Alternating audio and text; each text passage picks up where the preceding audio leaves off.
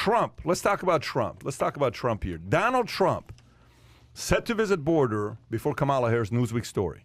Donald Trump has increased pressure on Vice President Kamala Harris as he announces he will visit the U.S.-Mexico border before late June. Trump, who made building a wall to combat immigration one of his key presidential campaign promises, said he would visit our nation's decimated southern border with Texas Governor Greg Abbott on June 30th. Biden is also facing criticism for the record levels of migrants attempting to enter the country illegally since his time in office after walking back some of Trump's more hardline immigration policies in an attempt to provide a more humane approach. In April, nearly 179,000 people were detained trying to enter the border, the highest level since April of last year. Abbott sent a letter to Biden in late March demanding answers to the humanitarian crisis at the border. Abbott said he plans to build his own wall along the state's border with Mexico, although it is unclear if he has the resources, funds, or authority to do so. Adam, I'm going to go to you first. What do you think about this story here? I got to tell you, this the everything with the border is so politicized, and I don't have the answers here. I don't think anyone does. That's the biggest problem here. I will say that, you know, I'm a big fan of pop culture. Did you see the trending video that was going on with Kamala Harris and Donald Trump this weekend? No. All right, well, if you've got kids in the room, use your earmuffs. It was really actually hilarious. So I've never been to Europe either. Yeah. The Kamala Harris came out. This was the video. Kamala Harris basically saying, if you're in Mexico, don't come. Do not Yeah, come. I saw that. Don't come. And then it cuts to Donald Trump goes, I'm going to come. It actually doesn't go like that. It doesn't say Mexico. You're right. She just says, don't come. Exactly. Don't come. Exactly. And then he says, oh, I'm going to come. It's just, it's that's genius marketing right It there. is genius marketing. So clearly you clearly have strong opinions about this. Trump's coming. Kamala encouraged him not to come. He's coming anyway. That's a brash man right there. All right. BizDoc is you're not allowed to have fun on BizDoc time. It's time to get down to business. He's about to cancel you. Do not cancel me, BizDoc. Go ahead. Listen, Catman. This is all about the narrative, right? What was the narrative? They wanted to get him out of office. They wanted him defeated at the re-election.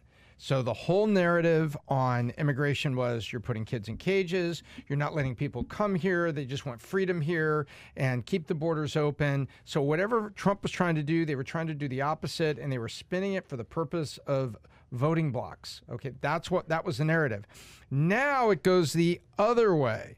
The other way is now Biden's in office, Trump is gone, and you've got Arizona and Texas and the city of Austin. And remember, there's a lot of Californians that are in Austin, and there's a big thing down there, and all these billboards and T-shirts you can get. Keep Austin weird, mean weirder than the rest of Texas, meaning more lavender than blue or red. The narrative is now, hey, we have some very real problems here that need to be cleaned up. We got problems here. San Francisco does not like national news stories talking about feces, urine, syringes, and homelessness. They don't like it. And there are people there that want to see it fixed. And now it's a different side of the narrative. The narrative when you're getting Trump out is the whole problem at the border is about Trump and give these people freedom. Now the vice president is going down there saying, do not come here. Don't stop. I'm going to do the whole thing. She's saying, don't come across. This is a bigger problem. We want to know why they're leaving their country. And what did Trump say? Stop. The point here, they're flipping the narrative. And it is so cruel to the American voter. It is so cruel to the people that you're supposed to be serving that are living in these communities where these secondary problems are happening because there's nowhere for these folks to go. If they were joining up with relatives, they were finding a job, they had things going, then give us your tired, your poor, your huddled masses, yearning to be free, come across. So what's your solution? Be solution-oriented. You're identifying the problem. What's the damn solution here, BizDoc? My solution is that America is not a race. America is a melting pot, an experiment of people that came from somewhere. And have a door at the border, welcome people that are refugees, but there's a process to do it. You can't have them streaming across. So a big, beautiful door. And one moment, you've got people just all over the border issue and just ignoring all the secondary issues because they just want to get Trump out of office. And now they're willing to look at some of these problems, and it's like they're going the other way. It's the hypocrisy of this is just stifling. Let me ask you, you ever lived in a gated community? Well, would a high-rise be considered a gated community? Where Yeah. you lived with millionaires and decamillionaires. Where you lived, there was a lot of rich people in that building. That's true. That's called a gated community. Yeah. Right? There was a lot of security when people I came agree. in. How'd you like that?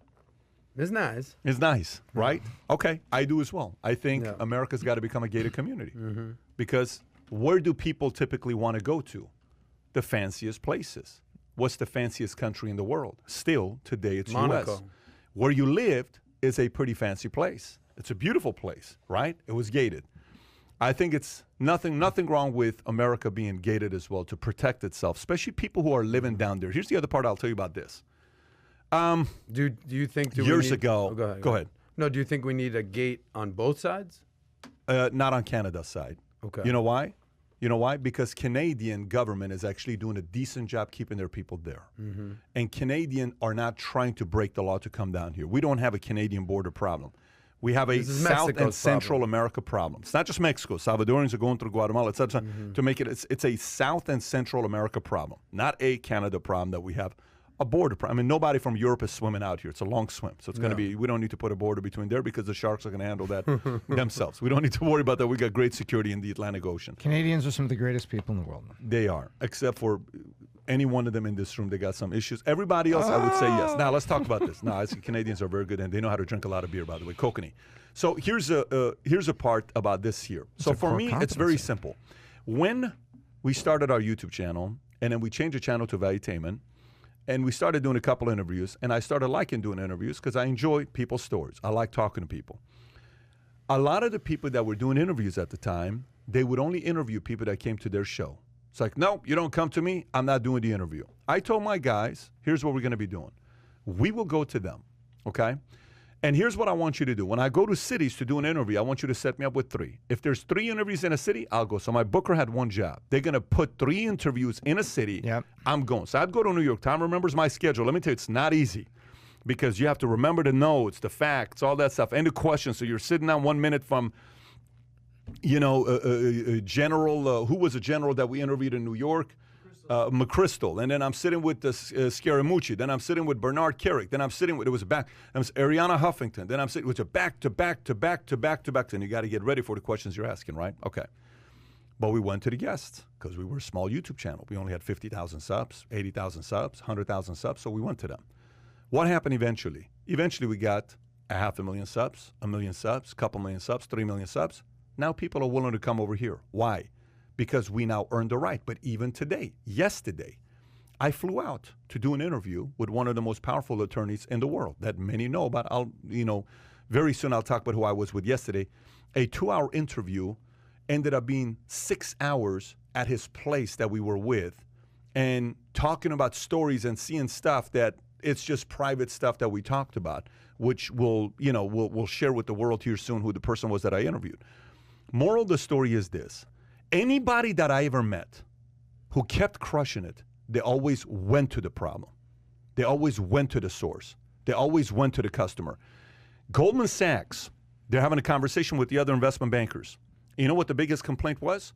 Here's what the biggest complaint was. Why some investment bankers were losing business to Goldman Sachs. I can't believe I'm playing with a mango right now.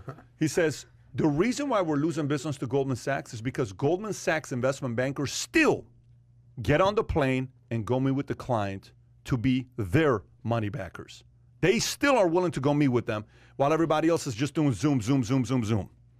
Goldman said, we're going to come and meet with you. Guess what happened during COVID?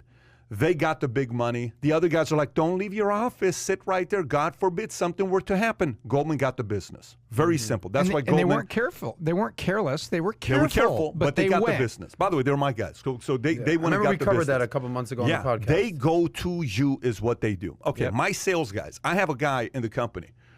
Sheena Matsapalo. You've met them before. We paid them nearly $300 last month. Okay, is what they made. Okay, month. In a month. You know what they're very good at. I have many guys that were bigger than them when we were coming up, and I would tell them go meet the clients, and they would say no. Why would I go? They need to come to me. I don't drive 2 hours. I don't drive 3 hours. What does Sheena Matsapalo do? They'll fly to Memphis. They'll fly to Seattle. They'll fly to New York. They'll fly to Baltimore. They'll fly to Orlando. They'll fly to San Diego. They'll fly to Arizona. They go to people. They didn't make the money last month by luck. They made it because they went to the source, to the customer. They went there, right? Okay. Trump is doing what they should be doing. He's going where the problem is. And by the way, here's what's a very bad look for them right now. Everybody in America, Lester Holt is asking Kamala Harris, why are you not going to the border? The former president, whom you kicked out, whom you silenced on all of social media platforms, said, don't worry, I'm going to go over there and I'm going to go with Greg Abbott, and we're going to go see what's going on and try to help and influence and give support to the people that are working on the border, because you're not going to ever know what they do at the border until you go see what they're going to do at the border. There's a big difference between you seeing it on a video. There's a big difference between you reading an article about it. There's a big difference between me sending you to go to the border versus I go to the border. There's a very, very big difference for you to see it. You gain loyalty that way. Years ago, one of the best leadership books I ever read was by Donald T. Phillips, called Lincoln on Leadership. You know what Lincoln on Leadership said?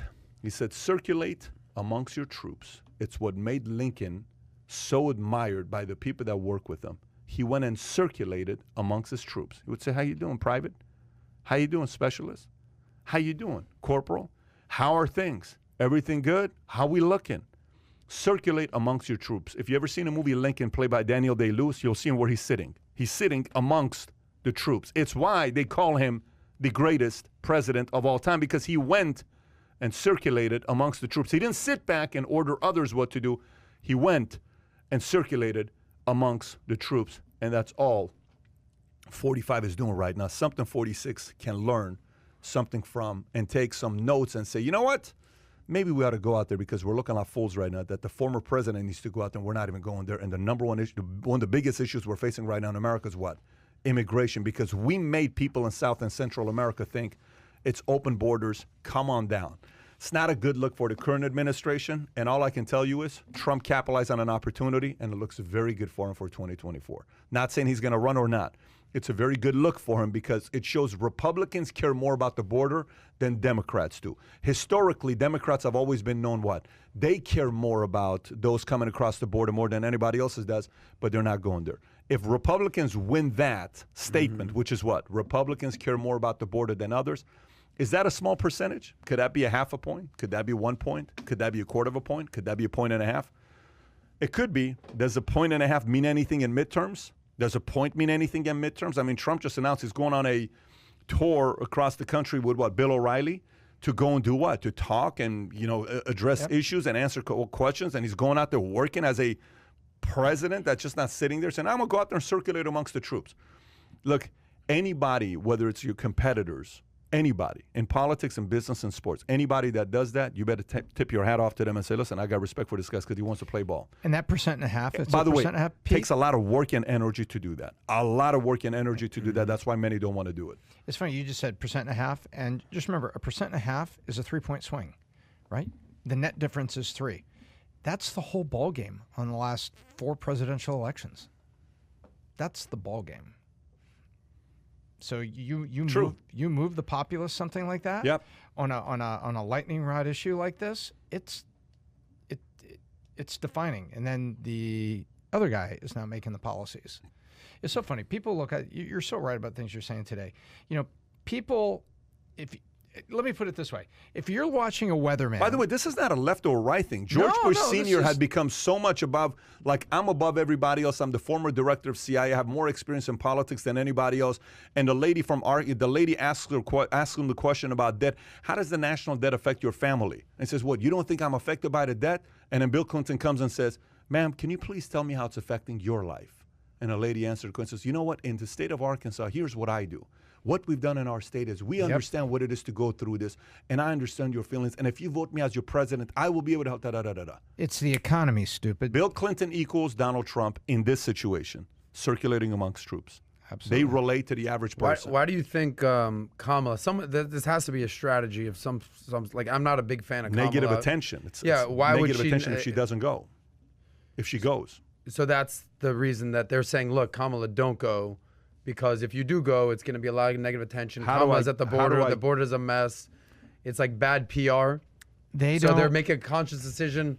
I'm going to step back, because her response was, "I've never been to Europe," which I think was ridiculous. But okay, there must be a reason she's not going. Let's just say you always hide your brother away from your girl, for whatever reason. Okay, and then you go and your girl meets your brother, and all she talks about on the drive back from dinner is your brother. And you're like, dude, you're with me. Why are you talking about my brother? Actually kind of and a she cool says, guy. you know what? I like your brother. He's so funny. I like him so much. That story he said, oh my gosh. And you're just like, I can't believe he's talking about this. I don't want to bring attention to it, right? This is the level of insecurity. Everybody has a level of insecurity. This is purely an insecurity thing. If they go to the border, it's going to show that Trump's policies did better on the border than theirs. That is not going to help them for the next 2 years. So you cannot bring attention in an area where Trump won. So that is a strategic move. Brilliant. It is a strategic move, but it's not a brilliant strategic move.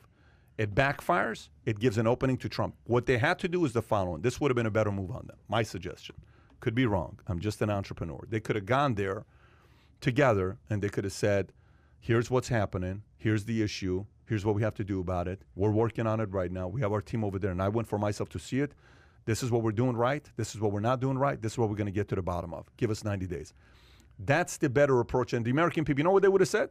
Oh, okay, cool. All right, let's move on. You know the whole thing about the I'm sorry, where you go out there and you say sorry and then people move on. Like, oh, okay, cool. That's cool, man. I appreciate it. No problem. And you just kind of move on. People forget. Sometimes people just want to know that you're putting the right attention to the issue that matters to them. They're not doing it with this. You know what would have been a boss move? What? If you do a bipartisan group that goes down together. Not going to happen. That's my point, is that they're so... Both sides are so concerned. The last two presidents are the most divisive presidents we've had in a long time. Like, at the end of the day, do you want to fix the issues or do you want to play politics? If you actually want to fix the issue, you bring a Kamala who goes with Greg Abbott, and you bring a Beto O'Rourke, and you bring representatives from Arizona, Texas, from both sides, and you actually figure it out. But no, they want to play politics. Both sides are guilty. Both Obama and Trump did this. They both did it, where it was getting away from the center. That we win when we go more to the center. I love what Bill Maher is doing right now. I love what Stewart is doing right now. I love what Russell Brand is doing right now. I love what Tucker's doing right now. I love what a lot of these guys are doing right now, where they're calling out both sides. You need more of that. A little bit of Hannity. Trump can't do nothing wrong in Hannity's eyes, but Trump can do a lot wrong in Tucker's eyes. Yeah. You need some of that today, and it's bringing us more to the center. More unifying, less dividing. So if you enjoyed this little short segment from the podcast that we did, here's another short segment to watch. Or if you want to see the entire podcast, click over here. Take care, everybody. Bye-bye.